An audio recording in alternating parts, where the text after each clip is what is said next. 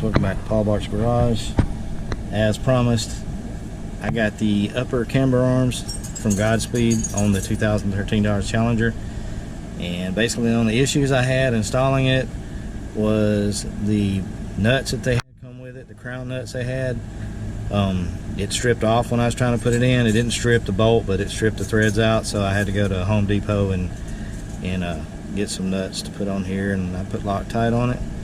And but that's what it looks like. And you know, basically the only thing I don't like about the design is, I don't know if you can see the bolts right here. There's like 3 on each side that they'll have to loose to slide the ball joint backwards and forwards that way.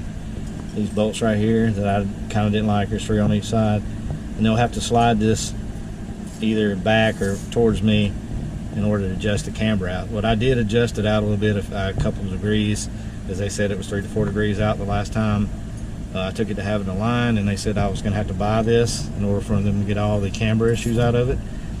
So this is the front camber arms that I bought from Godspeed. I paid $230 something plus shipping. And but anyway, want to show you that, and then as soon as we get the wheels and tires off the back and go to install the trailing arm, I'll show you the upper control arm that we installed on, or camber arm we installed on the rear, that you have to, you know, the only thing you can get to adjust the camber on it, because the bushings, just installing bushings don't work. I've already been through that, made a video on it.